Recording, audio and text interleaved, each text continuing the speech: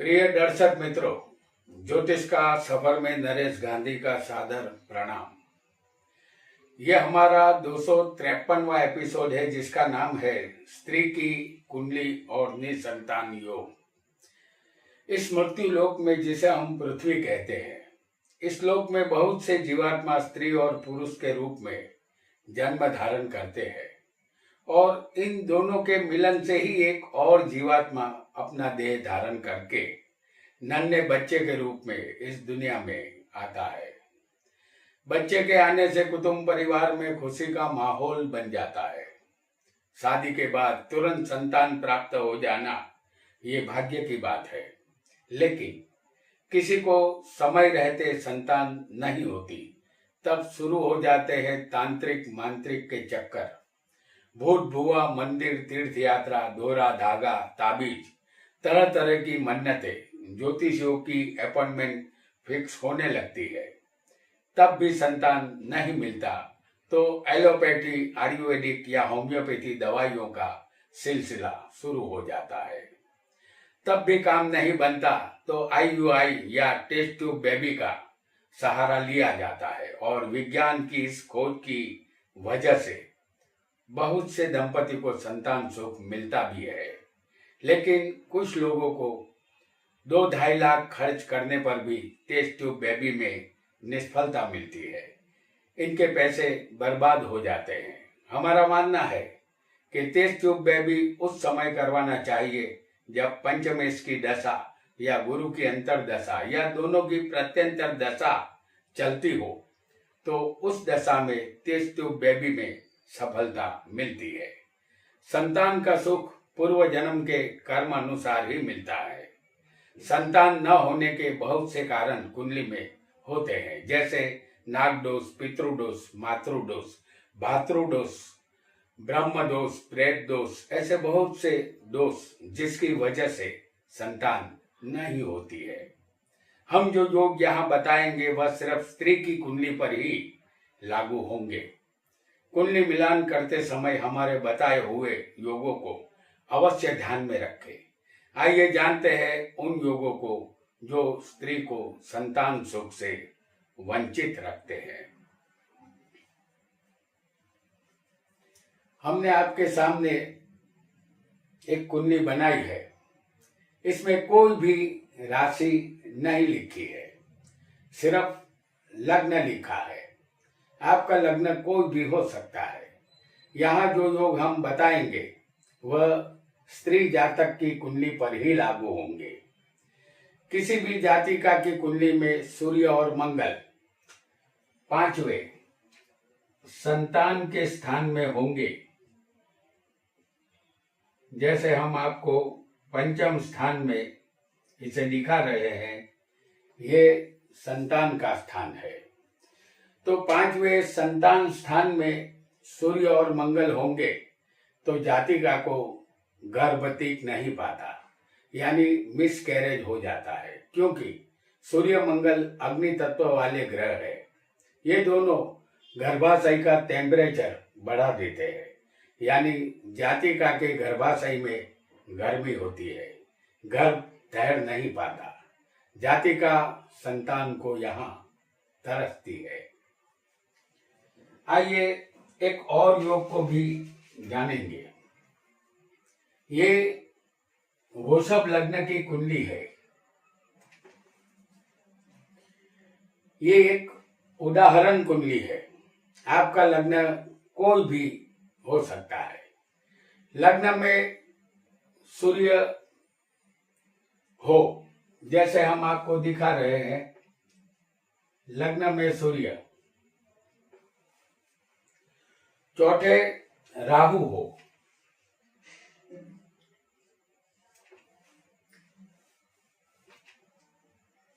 ये सिंह राशि का राहु होगा, तो चौथे राहु हो और 9वें शनि हो,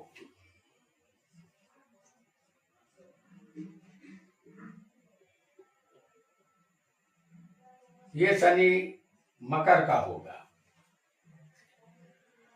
और 10वें केतु हो,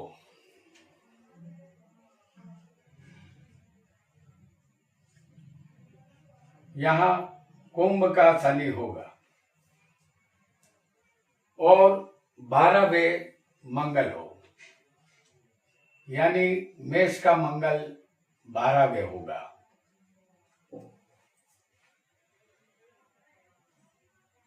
तो सूर्य लग्न में हो, चौथे राहु हो, शनि 9 में हो, केतु 10 में हो और 12वें मंगल हो, या सारे ग्रह उसी स्थान में उलट सुलट बैठे हो, ये लग्न कुंडली में कोई भी ग्रह पापी है, सब जो उलट सुलट कहीं भी बैठ सकते हैं। शनि की जगह राहु हो सकता है, सूर्य की जगह मंगल भी हो सकता है। तो ये लग्न कुंडली और ग्रह उदाहरण है। आपकी कुंडली में सूर्य की जगह शनि हो सकता है, शनि की जगह राहु भी हो सकता है। कुल मिलाकर हमने जिस स्थान में पापी ग्रह दिखाए हैं उस स्थान में पापी ग्रहों का होना जरूरी है। ऐसा योग किसी स्त्री की कुंडली में होगा तो उसे संतान नहीं होती। योग को फिर एक बार समझ ले। लग्न में सूर्य, चौथे स्थान में भी एक पापी ग्रह है जो राहु है, और 9वें, 10वें और 12वें स्थान में भी पाप ग्रह बैठे हो तो उस स्त्री को संतान नहीं होती। आइए एक और योग को भी समझने का प्रयत्न करेंगे। किसी भी स्त्री की कुंडली में 8वें स्थान में कर्क का चंद्र हो, जैसे यहाँ कर्क का चंद्र हम आपको दिखा रहे हैं, या ऐसा समझिए किसी को सिंह राशि का सूर्य भी यहाँ हो सकता है, तो यहाँ संतान नहीं होगी। जैसे अगर किसी का लग्न धनु हो, अगर धनु लग्न होगा तो यहाँ स्वग्रही चंद्र 8वें होगा, और अगर किसी का समझ लीजिए कि यहाँ मकर लग्न हो, जैसे हम आपको दिखा रहे हैं, तो यहाँ सिंह राशि आएगी और यहाँ होगा स्वग्रही सूर्य।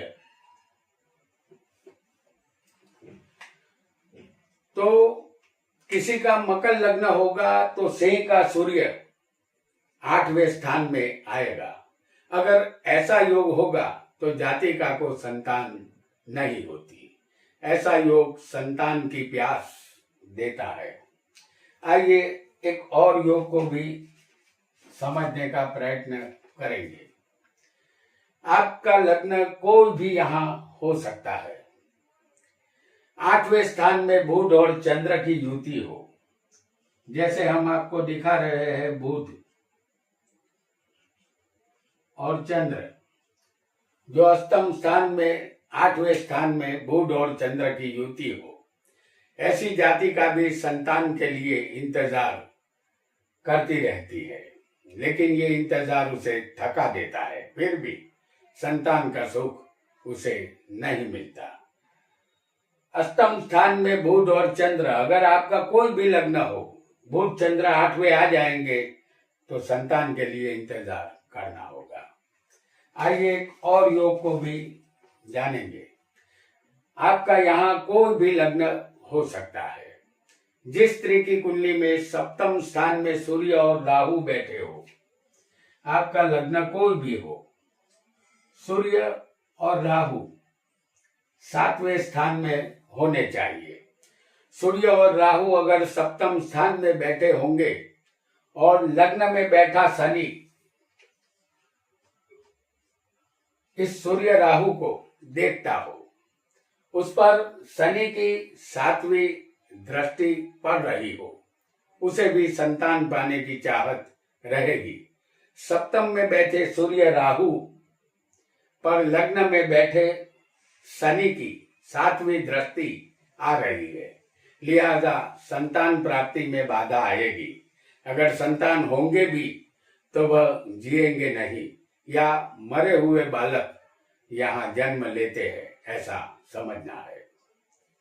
आइए एक और योग को भी जानेंगे। कोई भी लग्न यहाँ आपका हो सकता है। पांचवें संतान के स्थान में कोई भी पाप ग्रह बैठा हो, उसे शनि देखता हो, और सातवें स्थान में भी कोई पाप ग्रह मौजूद हो, जैसे पांचवें हम आपको दिखा रहे हैं सूर्य को।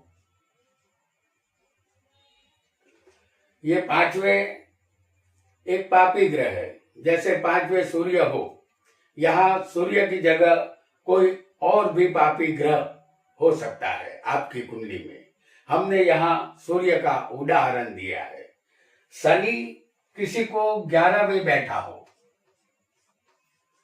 शनि की 5वें स्थान पर दृष्टि होनी चाहिए। सूर्य यहाँ एक पापी ग्रह है, 5वें कोई भी पापी ग्रह होना चाहिए, और शनि की दृष्टि 11वें बैठकर अगर शनि बैठेगा तो 11वें स्थान से शनि कहीं से भी पंचम स्थान को देखता हो, और 7वें मंगल हो, यानी कि सप्तम स्थान में भी कोई पापी ग्रह होना चाहिए। यहाँ मंगल की जगह किसी को राहु केतु भी हो सकते हैं। मंगल यहाँ उदाहरण के रूप में है, तो स्त्री की कुंडली में 5वें कोई भी पापी ग्रह होना चाहिए, और उस पर शनि की 7वीं दृष्टि होनी चाहिए, और सप्तम में भी कोई पापी ग्रह मौजूद हो तो ऐसी स्त्री मृतावस्था होती है, अर्थात वह मरे हुए बालक को जन्म देती है। ऐसा हमें यहाँ समझना है। आइए एक और योग को भी जानेंगे। आपका कोई भी लग्न यहाँ हो सकता है। अगर 8वें स्थान में गुरु और शुक्र की युति हो, कोई भी लग्न आपका हो, लेकिन गुरु और शुक्र अष्टम स्थान में किसी भी लग्न में होंगे, और गुरु और शुक्र की युति होगी अष्टम स्थान में, तो उस जातिका की कोख से भी मरे हुए संतान जन्म लेते हैं, क्योंकि संतान शुक्र और गुरु की वजह से ही होते हैं। उन दोनों ग्रहों की भूमिका संतान देने में अहम होती है, और वह दोनों मृत्यु के स्थान में 8वें हो तो संतान जिंदा जन्म नहीं लेते। संतान के विषय में यहाँ दुख ही मिलता है, ऐसा हमें समझना है। आइए एक और भी योग को जानेंगे। आपका लग्न यहाँ फिर एक बार कोई भी हो सकता है। सूर्य, मंगल और गुरु तीनों ग्रह अष्टम में बैठे हो, जैसे सूर्य, मंगल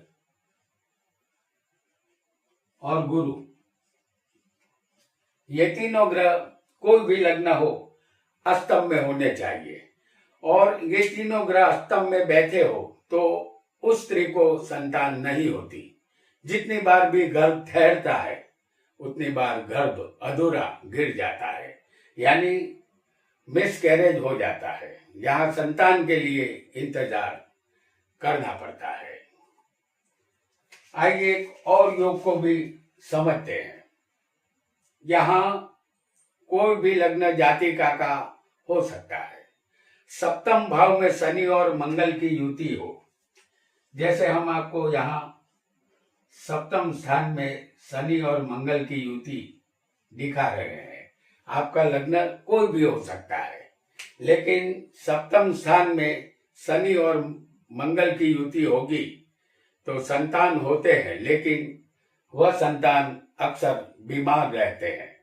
उनके संतानों की सेहत अच्छी नहीं रहती।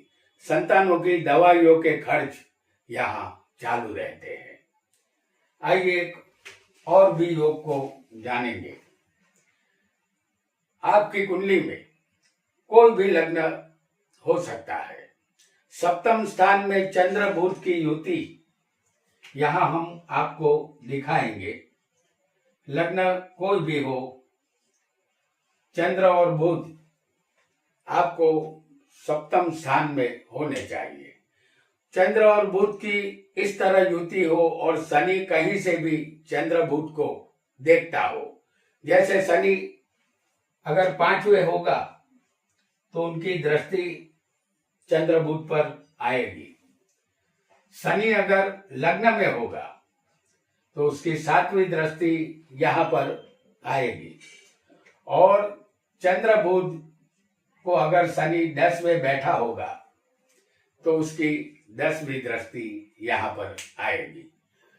तो शनि 5वें होगा तो तीसरी दृष्टि युति पर आएगी। शनि लग्न में होगा तो 7वीं दृष्टि चंद्र बुध पर आएगी। और शनि अगर 10वें बैठा होगा तो उसकी 10वीं दृष्टि इस युति पर आएगी।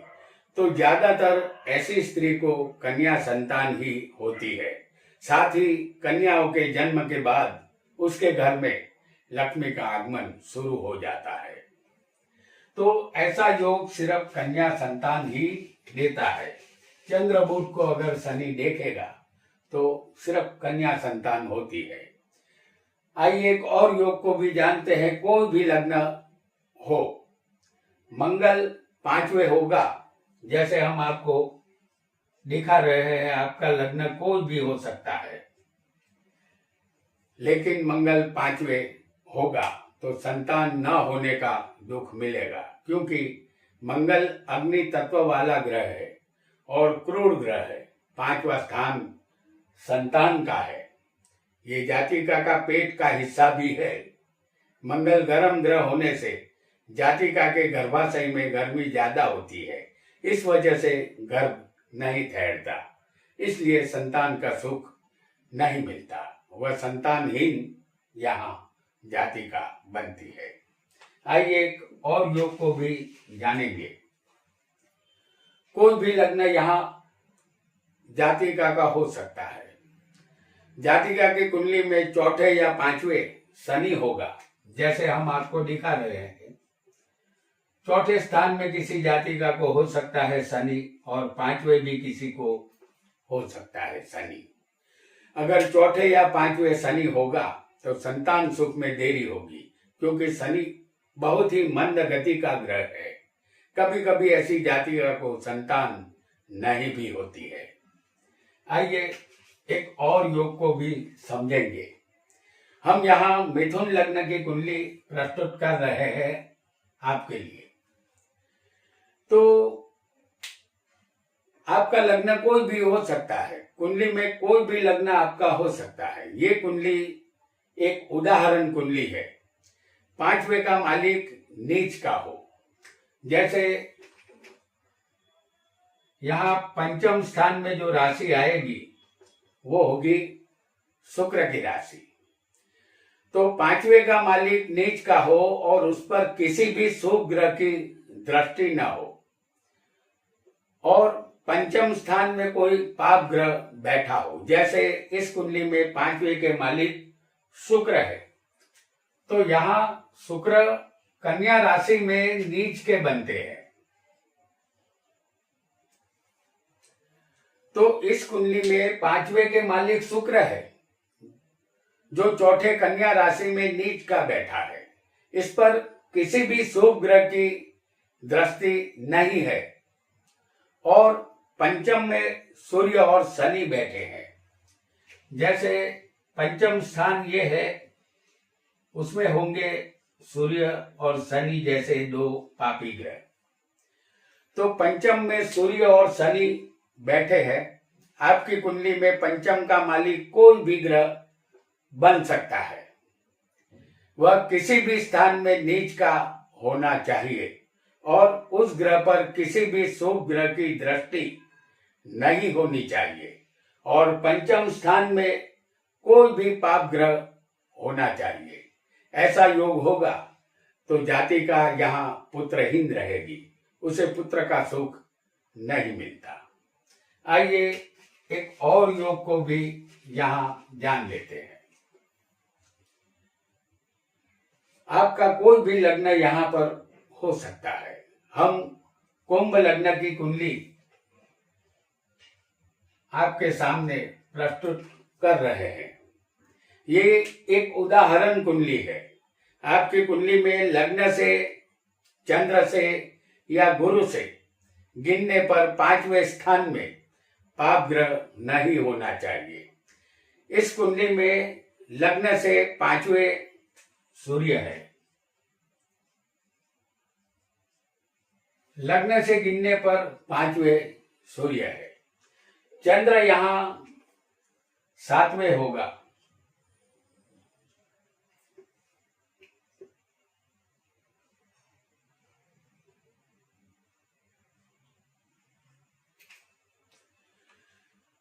चंद्र यहां 7वें बैठा है। वहां से 5वें स्थान 11वां होगा। तो 11वें स्थान में यहां मौजूद है शनि, और यहां पर जो राशि आएगी वो होगी धनु राशि। तो 11वें स्थान में चंद्र से यहां शनि है। गुरु को हम दिखाएंगे आपको तुला राशि में 9वें स्थान में। ये गुरु 9 में बैठा है और उससे 5वां स्थान यानी लग्न में मंगल होगा।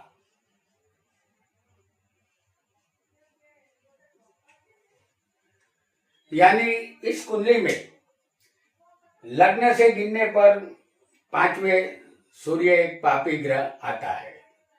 तो लग्न से गिनने पर सूर्य यहाँ 5वें बैठा है और चंद्र से गिनने पर 5वें यहाँ पर शनि मौजूद है और गुरु से गिनने पर 5वें यहाँ पर मंगल मौजूद है। तो चंद्र से, लग्न से, चंद्र से और गुरु से 5वें पाप ग्रह बैठे हैं। ऐसा योग अगर किसी जातिका की कुंडली में होगा तो संतान नहीं होती, लेकिन जहां पाप ग्रह होंगे उस स्थान पर किसी शुभ ग्रह की दृष्टि होगी तो संतान होगी, अन्यथा नहीं होगी। यानी इन तीनों पाप ग्रहों पर किसी भी शुभ ग्रह की दृष्टि होनी चाहिए।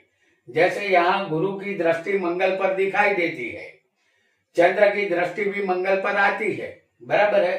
तो इस तरह और भी शुभ ग्रह होते हैं, चंद्र और बुध जैसे, उनकी भी दृष्टि अगर सूर्य शनि पर आएगी तो यहाँ पर क्या है कि ऐसा कोई खतरा नहीं रहता संतान ना होने का।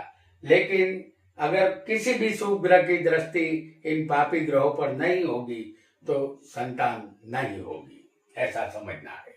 आइए एक और योग को भी जान लेते हैं। आपका यहाँ कोई भी लग्न हो, यहाँ हम मेष लग्न की कुंडली आपके सामने प्रस्तुत कर रहे हैं।